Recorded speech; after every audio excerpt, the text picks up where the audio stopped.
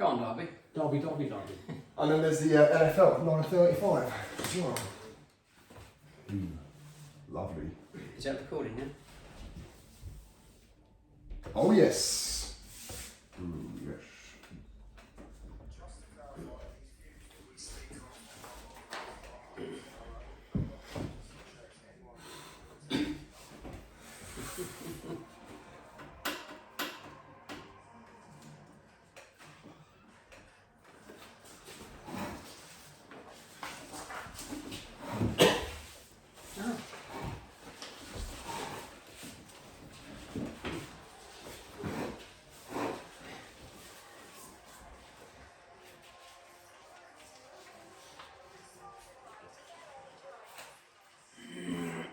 Hello and welcome to Over in Town. My name is Dave. Here's what we're going to talk about today. Friday night at Turf Moor saw the Hatters snatch a point with a last-minute equaliser that sent the travelling fans wild, whilst the home fans were a little furious as they felt yet again they got let down by VAR. The 1-1 draw, I think, was the least that Luton deserved, and all the conversation afterwards was about that last-minute decision by the referees. We're going to discuss the game and that decision in more detail tonight.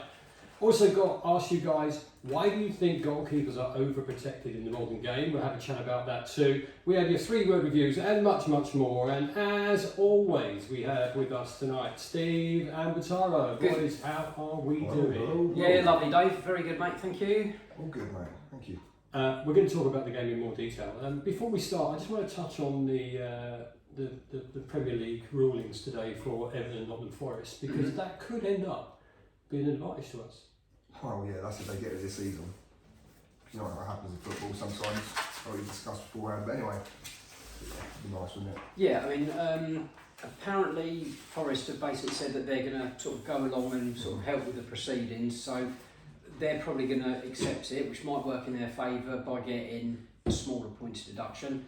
Again, apparently it's early days, but apparently Everton are going to fight it tooth and nail. They've still got the first appeal still outstanding, so it's a bizarre one. But I think you said before we came on air, Dave, that the dates necessarily just leaves it open for complete. I think it leaves it open to manipulation by the Premier League. If you look, I think the last time is like May the 24th is the time where they will dish out the penalties if it goes that far, but that's what it's got to be done by. And May the 24th season's over, and for me it looks like they can manipulate those points deductions to do whatever they need to. They can also find them as well. They don't have to point no, that's right. Find them. So we can sit here and go, oh my god. And then do you know what? If we manage to stay up because of that points deductions, guess what we're going to get? Luton are rubbish. Yeah, and stand up for points. Oh, we'd love that, wouldn't we? Yeah, I'd love every minute. Great. I'm going to say the bank manager won't give a flying one about that either, would they? So, you know. I think, we can't rely on that. We've been playing better. So, it just might work out for us in two ways, hopefully. I think they're going to also say, well, how long is it going to take to get Man City and Chelsea, get them in order? Yeah, but I think Man City have got over 100 charges. 115 charges. Yeah. And Nottingham Forest had 1. Mm. And Everton have had obviously 2 now. Mm-hmm. So it's easier to deal with them. I think Everton are objecting on the fact that they included interest payments on their new stadium. Can't they just do Man City's 1 at a time? Say, there's another 10 points. Well, there's no fairness. There's another 10 points. I mean, as much as it might benefit us, financial fair play, there is no fairness in it there. No. Because they're allowing Manchester City just to carry on and keep winning and keep putting that money in. Chelsea be in the same position, they're not too careful. Mm-hmm. Anyway, we'll see how that one goes. We'll keep an eye on it. I'm not surprised about Forest though. That is the one I thought might have come out a lot sooner. Yeah. That was ridiculous what they were doing. But anyway, whatever. But they've done nothing different to the Man Cities of this world when they first started off, when they chucked loads and loads of money at the score. Of course. But what they were saying, obviously, earlier on Sky Sports, I listened to it. They were saying basically for EFL clubs coming up, having to pump the money, it's a lot more difficult for them to do it. Whereas like the big clubs already have the structure in there. Yeah, so I remember sort of during the summer, I think Gary Sweet said you don't get the first tranche from the Premier League until sometime in July. Right. Okay. So you can't sort of get promoted the next day, just go wallop, have some of that. Because Luton certainly couldn't, because any spare money was going on the new stand, wasn't it? So yeah, we definitely have to wait. Like I said, we'll keep an eye on it, we'll keep everybody informed, and we'll see what goes on with that. Let's have a look at your 3-word reviews for Burnley 1, Luton Town 1. Lee said, left it late. Alan Gregory, hello Alan, thanks for listening. Better than Burnley. Mark, smash and grab. Freddie, least we deserved. Another Mark, 1 more point. Ed says, must take chances. Ollie, never a foul. Phil, another striker needed. Ricky, needed 3 points. And Andy, video assistant referee. Anyone want to take one out of that? Go on, mate. No, go on, Steve. It's usually me going first. Okay, well, I'm going to have half of them. Only one, mate. Only one. Smash and grab. To me, smash and grab suggests you've been under the cosh the whole game and you've just broken away once and you've scuffed one in. Yeah. I mean, we'll get onto the game, but the first half, my interpretation of smash and grab, I don't agree with that. I know that we got the late one and that was brilliant. Needed 3 points. Again, I think it was just more important not to lose. Yeah, that's what we were saying, weren't we? We did say that. Do not lose. Do not lose this game.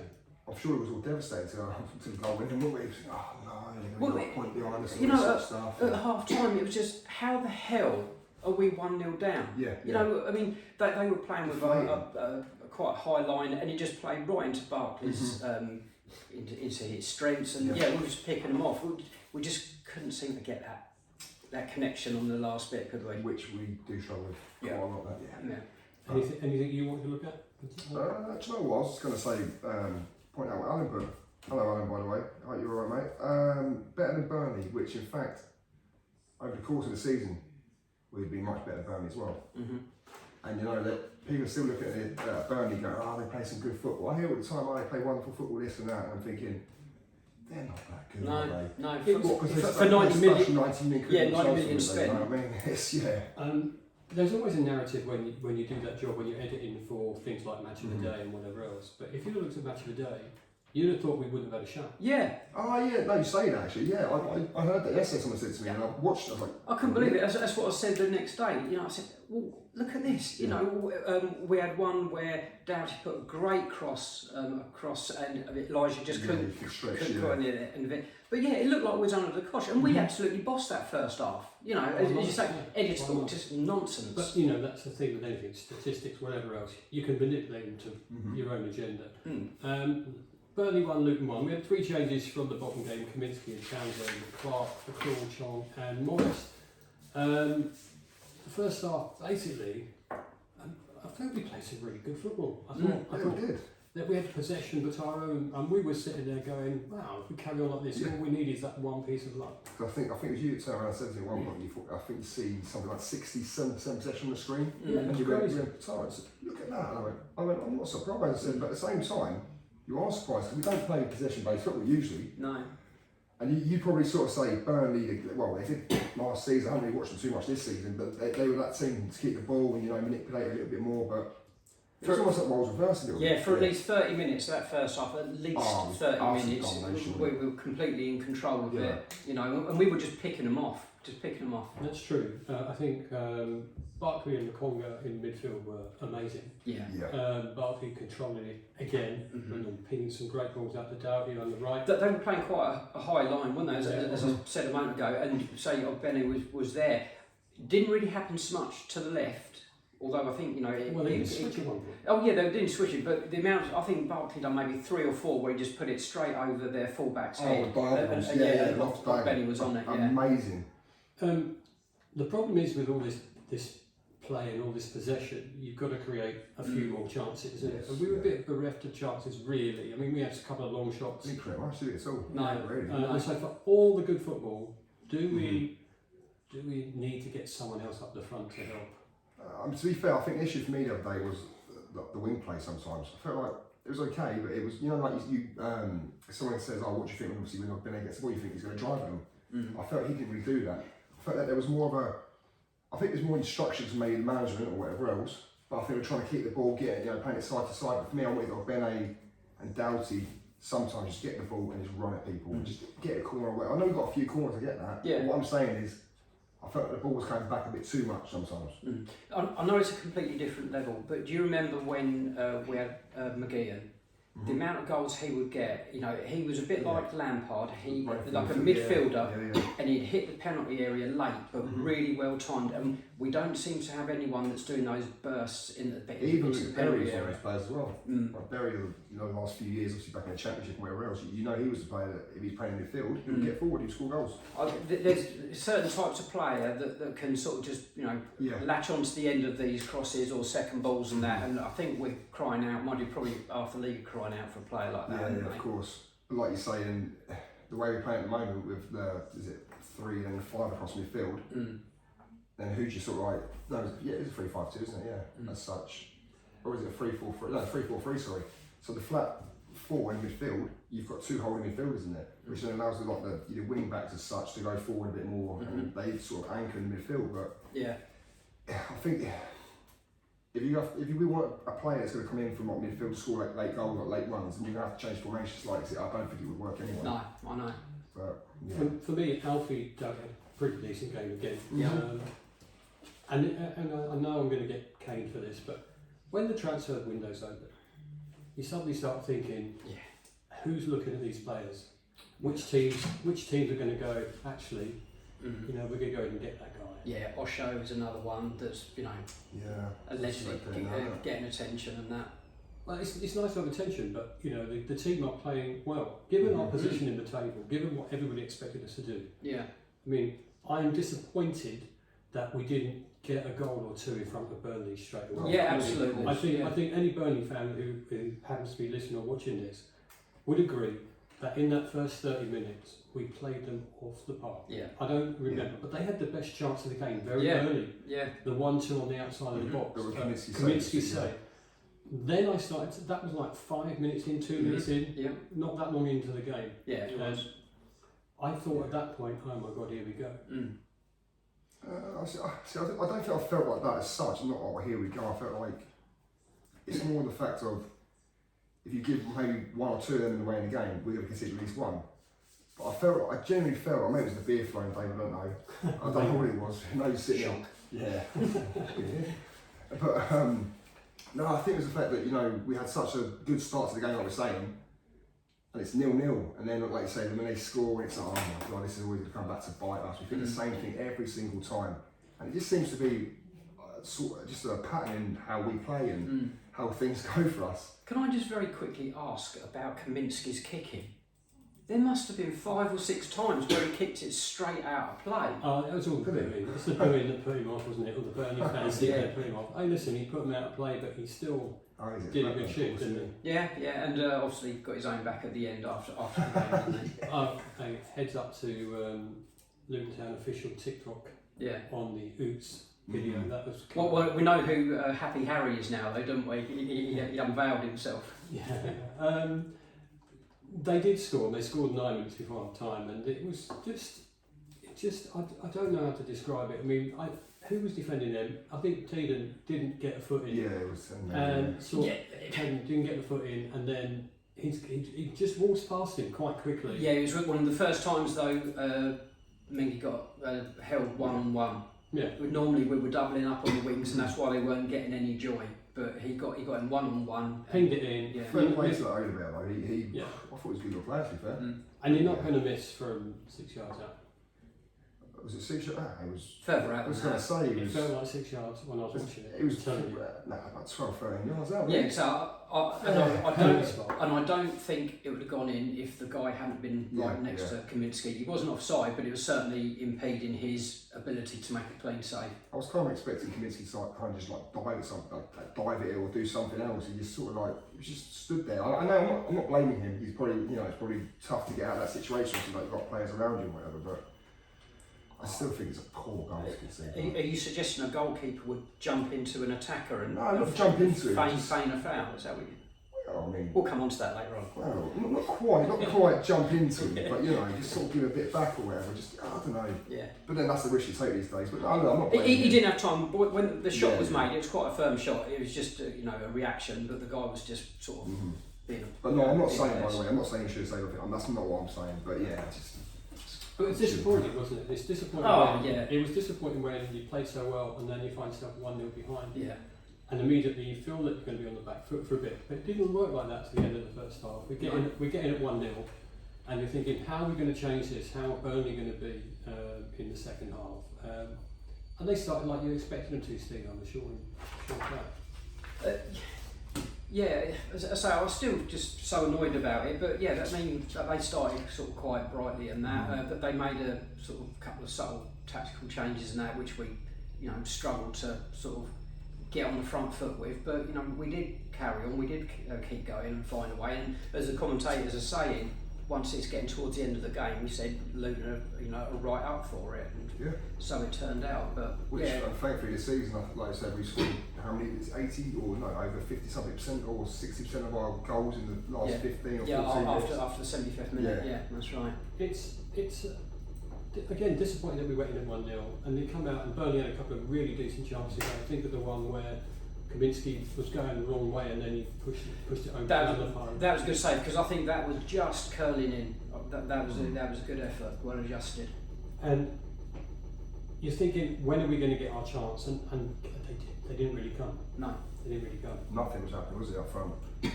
Like you say, it was. I'll be honest. I felt like it wasn't the best of games after the first half hour. Or maybe it's just a bias. I don't know. But I felt like it was a quite poor game. It certainly got scrappy. Yeah, it certainly got scrappy. Let's not put anything about this, because the game itself was important to both teams. Yeah. More important to Burnley to beat us. Oh yeah. Like we said, we didn't want to lose. We were 1-0 down, and I'm wondering if their mindset went, well, we're not that far from the end now. We need just to sit back and just soak it up. Well, this is it, and it just let us get the initiative, didn't it? And it's almost what Sheffield United done when they went ahead on Boxing Day. Yeah. They went ahead and then they just sat back. They give us the initiative and we capitalised, and thankfully we've done it again. Yeah. Another thing, Kaminsky did take a bit of a battering from the home fans. Yeah. Because of his Blackburn connection, but they forgot another player. Yeah, complete. Amari. Yeah, that's what I said. Amari didn't get a whisper, did he? So. Funny that. But does that mean that he wasn't that good, so they weren't that bothered about him? Maybe they knew Kaminsky. There's a big picture of Kaminsky getting bundled into the back of a goal when Burnley score. I think it sort of relates back to that sort of thing. Okay. Final 15 minutes though, we did pick it up. I mean, Morris is now on, Luke Berry's come on. Mm-hmm. Who else come on? Can't remember. Chong? Yes. Chong. And we seemed to get the bit between our teeth again, and we were going at them for time.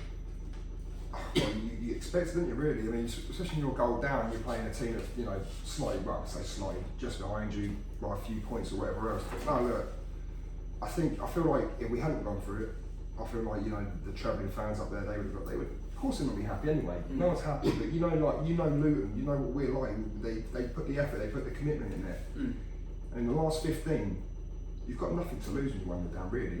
And that's the point, isn't it? You've got nothing to lose. You just need to go for it. We conceded again whilst going for it. I go, do you know what? Yeah, 1-2. It's not a great difference, but and the amount of crosses that Doughty gets over, and they're invariably all of a quality.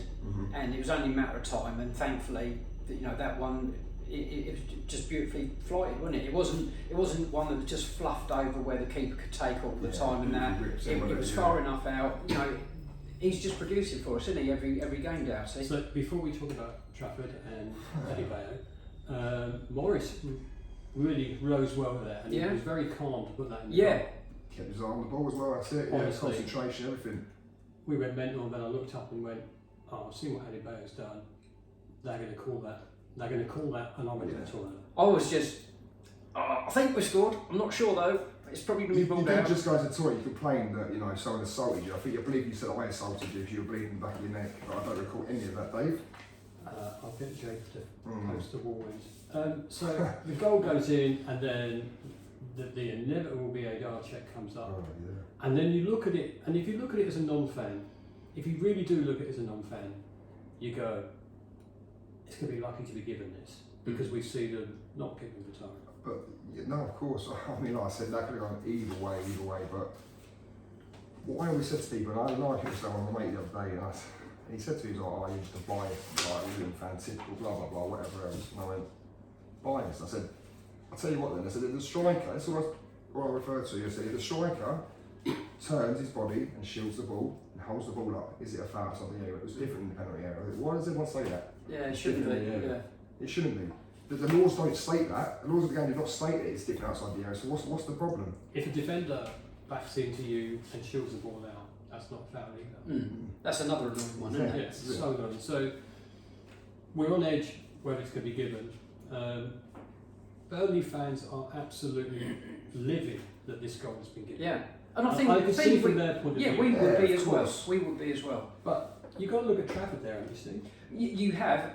I think VAR has just gone with the ref's decision because it wasn't so desperately blatant. Yeah. It is to some, it isn't to others, so it's not blatantly obvious. I think the VAR has just backed up the ref. If the ref had given the foul, they'd have looked at it and stuck with that decision. So I think that's the basis of it. But yeah, I mean, Trafford, the whole game, he would get the ball and then you fall onto his knees and stuff like that. It's embarrassing. It was embarrassing. I know, and people sort of said, that they're sort of taught to finish the save. It wasn't finishing the save, because he'd have it and then he'd sort of cut the strides and then go on He'd be on one side of the area and the next minute he's only like 7 or 8 yards over the block. No, the next bit. He just looked like a complete pilchard, but this one... Sorry. I thought it said pilchard. Yeah. Pilchard. But he got it wrong, he misjudged it, good cross from Doughty, he misjudged it, panicked. To me, he just went into the back of Elijah, flapping like an owl and thought, I'll get the free kick. If Adebayo is not there, does he get to the ball? No. It will be closer, but I still think Colton was there, mate. Yeah, I mean, if Adebayo's not there, he'd probably change it with Morris and he probably gets a foul given against him or whatever. But you've got to think, Elijah's presence and space around him, you've got to think he's got another 3 foot to go from where he was to get to the ball. Morris was there. Morris would have beaten him to it. Now, he might have charged it down with his hands and that we never know. But he wasn't going to get to the ball first, I don't think. But like I say, the fact that Trafford, I think I said to you the other day, Dave, I believe it was you, I said, this guy is doing my head in. I said, the fact that he hasn't been booked yet. He was time wasted from the 37th minute, I believe. Or 36th minute. Just after they scored, started time. So was that 38, was it 39? That's about, we said about, was it 9, 6, 6, 6, But either way, either way. It was embarrassing. It was whenever. Did Kaminsky not get booked for time wasting? I don't think so. I don't recall. No, he got booked for time wasting in the previous game in the first half. Yeah, and this is what I'm saying. James Trafford, yeah. Trafford was time wasting the whole time. I think he done it about 6-7 times in the second half as well. Kept getting the ball going down, taking 10-15 seconds to keep the ball, that sort of stuff. I'm thinking, okay, what's going to happen to him now? And I think what happened at the end with that, even if it was a foul, it wasn't a foul. Who cares? Well, we don't know. But what I'm saying from Trafford, he deserved it for being an absolute prick. So that's the Tyr's professional opinion on the matter. He's a tosser, mate. He really is. Honestly, right. If that was my goalkeeper doing that sort of stuff, I'm sorry, I would not be happy with that. But let's again, if we look at the laws of the game, PTMOL guidance says for challenge goalkeepers, contact is an acceptable part of football. I'm going to take issue with that straight away because there's lots of times where there's a tiny bit of contact and you do that as a penalty. Attacking players are permitted to compete for space and competitive advantage by being positioned close to a goalkeeper. We see that all the times at corners and arms are wrapped around them. It's never penalised. Where both attacker and goalkeeper are involved in simultaneous and or similar actions, play should be allowed to continue. So if you base it on that, that's fine. Adebayo did nothing wrong. That's exactly it, but I think this is where everyone is pulling their hair out because those guidelines are not adhered to on a game in, game out basis. They were on that occasion the other night, and I'm absolutely thrilled about it. But so often it isn't, which is why so many Burnley fans had the ump about it. But on Twitter though, there was still a healthy sprinkle of Burnley fans that were saying that weren't foul. Oh really? Yeah. Oh, that's good then. That's good because I thought almost like 99.9% of them saying that's a foul. That's a foul, but like I said, I don't know. But so I would say a minority, but there's still definitely a healthy sprinkle of them. If there was no VAR, there'd be no argument. You'd just be a bit peed off. Well, of course. Well, so if that was a championship game, we've got that goal. We go, oh This is why, like I say it all the time, I know people might or probably disagree with it, but I do not like VAR because it causes so much more crap the other way. The thing is, right, like I used to say all the time, we haven't spoken about it for a while, but when there was no VAR and a decision, and you've gone by the line or what the referees are, finally made a decision, whatever, and you accept it, then you sit there and go, okay, cool. It gives you a talking point on the way back. Now the talking points are just going like one way and they're going back to another way, and it's too many directions you can go with VAR. Yeah, it wasn't accepted. I mean, nearly every Sunday and Monday on the radio, it would be bitching about referee decisions. So it wasn't accepted, to be honest with you, Bataro. But all it's done is make some referees cowards to not make a decision. And then pass it on to someone who's in a booth. The referee should referee it. As I say, it may be because of VAR. The referee thought, I'm not going to give anything. I'll let VAR look at it. VAR have just gone, no, we're happy with the ref's decision. So it is distorting and it is manipulating how the rules are set out, because it's almost like they're leaving it to each other to make a decision, and it should be refed on the pitch. I said before, when if you look at VAR in football and compare it to rugby, now rugby's a little bit different, obviously, but when the referee in rugby wants the video assistant referee to help, he goes, this is my decision, this is what I want you to check, this is what, and that's how it should be. I think we discussed it a couple of months ago when Liverpool had that really bad one with Spurs, and we gave that exact example. You're right, Dave. He said, I've given this is the reason I want you to check. Did he foul, or was he offside, or whatever? But they take it back to the nth degree. They go, well, it wasn't a foul there, but 3 metres up the pitch there was one over there. And anyway, it was given, and that's the most important thing. You get a point from that. What relief! Absolute relief. Well deserved point for us. It is 62% possession over the game, 14 shots, 5 on target. We're unbeaten at Turf Moor since 1995. Really? I mean, it's a big point. It's a big one. Here's a thing for you guys. Go on. I think our style of play is evolving. Oh, 100%. I know Robbie Edwards said that he wouldn't choose this, but he's got the brains and the intelligence, to go along with what has been sort of really well installed in the club and that.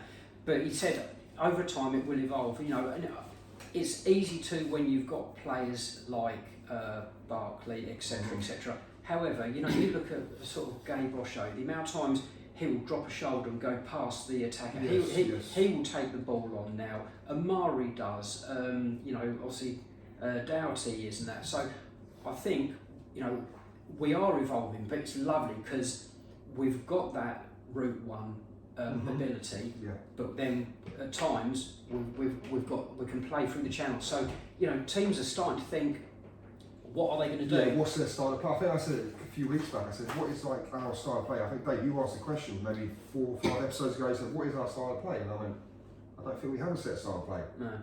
We're very adaptive. That's the thing. Like you say, evolving with the play. It's great to see. I mean, because it makes us unpredictable as well, doesn't it? Surely that's what other teams must be looking at us going. I think that's why Arsenal struggle. I think that's why Liverpool struggle, because they didn't know what to expect. Whereas, with all due respect to Sheffield United, they look very, what I've seen of them this season, they're very flat, they're very one-dimensional. Yeah, it's all much very like don't concede and they do and they don't know what to do after that. I think as well at the moment there is the view that we are just route one and really hard working, and that's what they do their homework on, and that's what they sort of plan for. So when we do sort of play it about, and but we're not just playing about for the sake of it. We're playing it quickly with a purpose as well.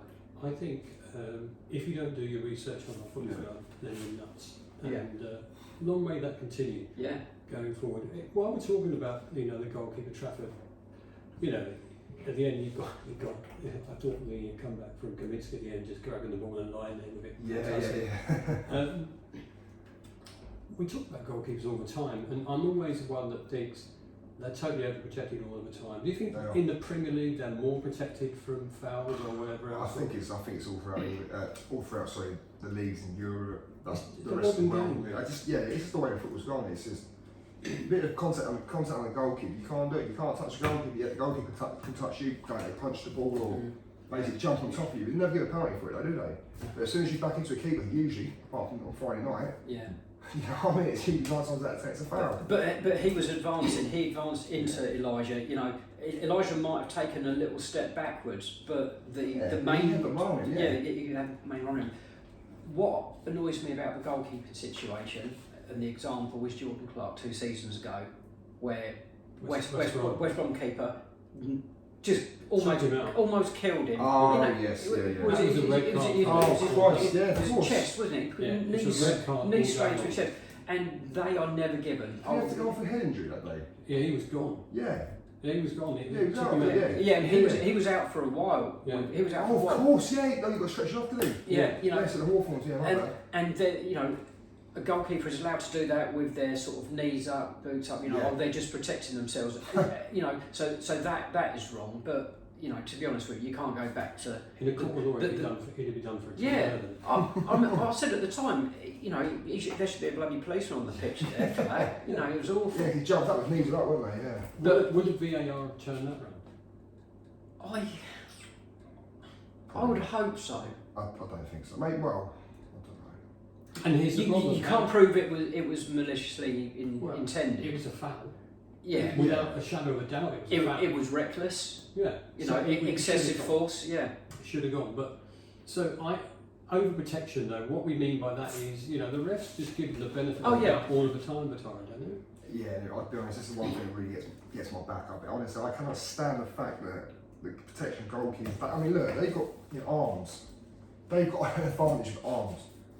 Come on, man. Like, do you know what I mean? What would you got a striker can't jump, punch the ball, or whatever. The goalkeeper can. Gives him another 2 foot, at least. Maradona could. Well, yeah. But that's about 6 foot. It's ridiculous, though. Honestly, right, I cannot understand it, right? As a goalkeeper, and they say it's a contact sport, which is becoming very much a non-contact sport. You can give it 20 years if you probably won't touch each other. I think. Sorry, all one minute, people know. I think Bundy said on TalkSport on Sunday. God knows why I was listening to it for a couple of minutes. But he said he thought that there's a law that said if the goalkeeper is not in the air, not jumping, then he's treated as an outfield player.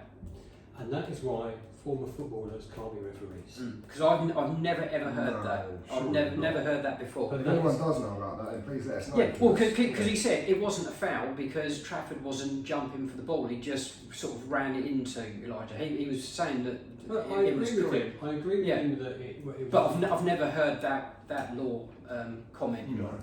I agree that for me, you know, the overprotection of goalkeepers comes from the Premier League foul sort of thing that we were talking about all the time. You know, thinking they've been pushed off the ball, they fall down, they're hoping that goal gets disallowed for it. You know, you can't touch them. But you've only got to look at the Manchester United Wolves game to see how wrong that was when he clattered into. Yeah, that was a bad one, completely wrong. Terrible. We asked you guys, why do you think, and do you think goalkeepers are overprotected in the modern game? Chris says short answer to me is yes. Most contact on a keeper is a foul when it wouldn't be anywhere else on the pitch. Keepers need to make a judgment calls on whether they can actually win the ball, like all players, and if they can't, they shouldn't go for it. Attackers have the right to try and fairly score. Ed says, I don't know. I don't think Ellie fouled Trafford, but Eli. Who's Ellie? He's an elephant. I don't think. Well, I'm going to call him Ellie foul. I don't think Eli fouled Trafford. I didn't think the goal would have been allowed because of the overprotection of keepers. Maybe the rules need to be followed more. Laws, contact and coming together is allowed, and thankfully helped us on the other night. Ian, well, now that one special position, odd you might say, use of hands allowed within the penalty area. So maybe the authorities see them as needing more protection than the other 10 players, more liable to be involved in tussles and contact maybe. It says there's often more of a grey area in the box, and I feel it's easier for the ref to just give a foul in favour of the goalkeeper rather than get vilified for what might seem soft, but is obviously a foul anywhere else on the pitch. Consistency is key, and that's where the league is going wrong. Consistency is key, there you go. Yeah. What's all you don't get? Dwayne says, Dwayne says they're ultimately allowed to take players out weekly, but the moment it's reversed, they get the decision. Okay. He said Jordan Clark, that's probably exactly the point. Yeah. And Andrew says after 2 or 3 major head injuries, this is a valid point. Yeah. Check from Yeah, Chelsea. Chelsea. I reckon they are protecting them more since those sort of. Because I think one of the bad ones he had was Reading, wasn't it? I mean, fractured skull, wasn't it? Shame that was a bad one. Well, you know, long may VAR continue to rule in our favour. Yeah. Because you know we've had a couple of anti-VAR things, but as far as overprotection goes, it's not changing. It's not going to change. Just before we finish, I'm just thinking about Reading. Yeah. Well, that's just come to my mind. Reading are in a really poor position, Mm-hmm. and you know it makes you grateful that fans of our club, Mm-hmm. Sweet and 2020, got involved. Isn't it? Yeah, I mean, obviously we've suffered at the hands of crap owners, you know, throughout the last sort of 30 odd years or what have you. But Do you think the league going to do anything for them? You know, given that everybody that went on that pitch mm-hmm. broke the law, everybody, yeah, criminal offence, everybody that was on the pitch. So how are they going to find the club anymore? Are they going to? well, I don't know. They like to sort of just pick on easy cases, you know, as they did with us. But here's the thing: that owner has already been involved in 2 clubs folding. Oh really? Yeah, Wow. yeah. This was on the radio this Speak for evening. yourself, So how on earth has the poxy EFL said, yeah, you're a fit and proper person? This is it. 2 failed clubs that had to fold under his ownership, and then he gets his hands on someone like Reading, who is a decent sized club. You know, you have to say that. But really, the size of the club is irrelevant. Of You know, course, of course. if he's a sack of crap and 2 clubs have already folded, he shouldn't be allowed anywhere near anyone. This is the thing, though, they don't care, do they? No, they don't. They don't. All they want to do is find clubs and get the money back from them, or Mm. whatever. Just what they're doing, it's basically thieving. Mm. For clubs, it is disgraceful. And I think that's the remit of quite a few of the Reading fans, because the EFL sent out the thing, oh, you know, please, what's his name? Die Young. Yeah. Yeah, wish you would. But no, you know, a lot of the Reading fans have said, but right back at you, EFL, you're the ones that allowed him to take this club over. I don't care. I'm not having that. No one stuck up for us. No. Oh no, of So course. they go, you're the ones. That's happened all the time, Mm. right? But the EFL, they claim to be accountable, but they're not. No, But of they course don't they're care. not. No. They don't care. Who they put into, you know, they drummed a couple of people. Yes, they out don't of come out with existence. these pretend statements that Yeah. you care about anyone. You don't, because they're as incompetent as the owner.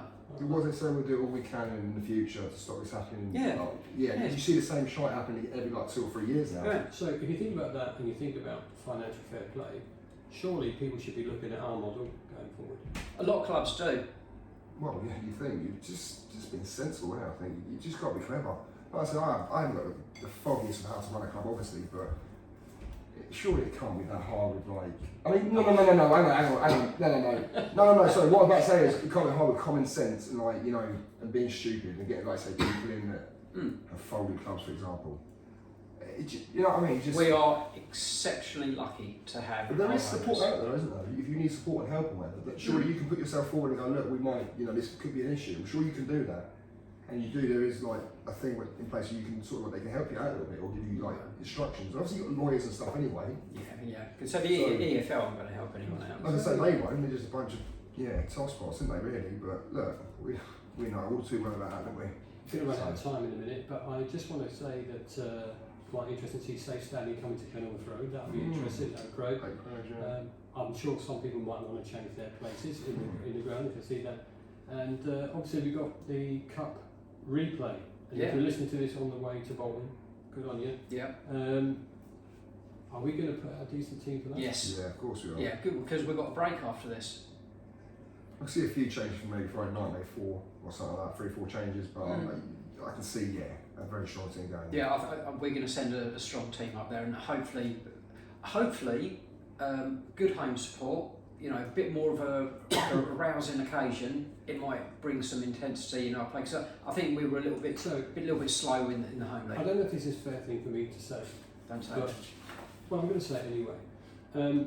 When we were a lower league team, and you had that one shot at the Premier League team, and you didn't do it the first game, you rarely did it the second game. Rarely.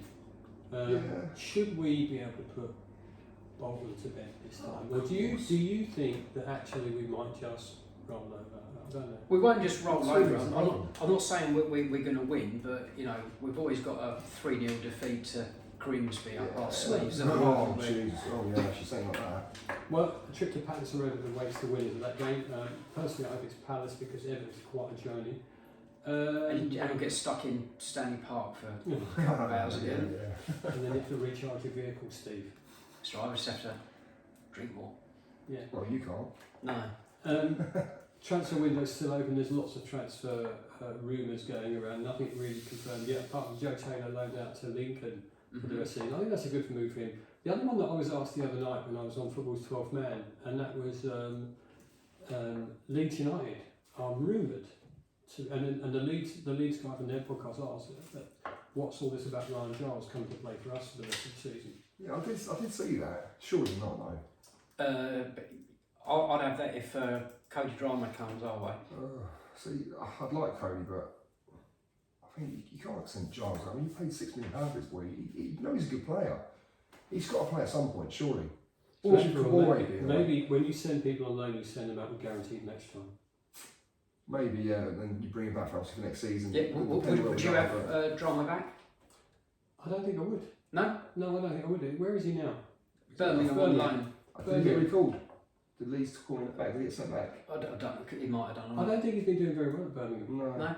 No, I don't think he was the player when he left. He should have stayed with us. Full stop. Mm-hmm. You know, if he comes back, I don't know if Leeds took that out of his control though, did they?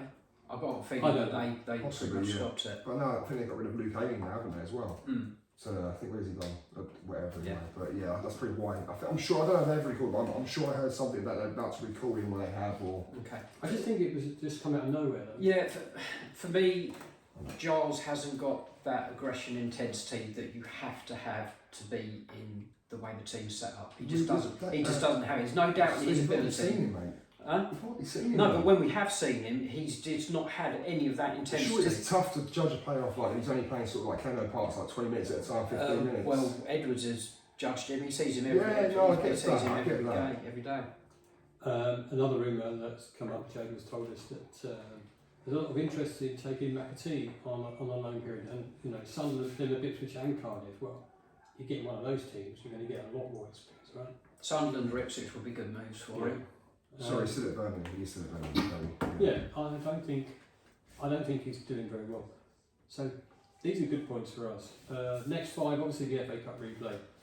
Brighton at home, Newcastle away, Sheffield at home, Man United at home. I think I said this last week. 6 points from the last 2 for definite. It would be nice to get at least 9 out of that, wouldn't it? Yeah. I've gone for 7. I'm going for 9. I've gone 7. Well, I've gone for 9. We'll see. And an FA Cup replay win. Optimistic Dave. Well, it makes a change, doesn't it? It makes does. a change. Thanks to everybody who's been listening and watching. Thanks for listening tonight. If you're on your way to Bolton and you're listening to this, thank you for tuning in. I hope it's a great evening there. Do you want to say hi to the guys that were with us on Friday night? They didn't tell us their names, but they say they listen all the time. So hi to you guys. If you do see us out and about at the games, please come over and say hello. Leave your comments on the YouTube channel if you're watching on YouTube, and we'll see you all again after the Bolton FA Cup replay. Yeah. Excellent. We'll see you soon. Take care. Thank you very much. See you lads. Decent. That was good, wasn't it? One take wonders. Was good. Oh. It was good. Banged it out the park. It was just like good flame.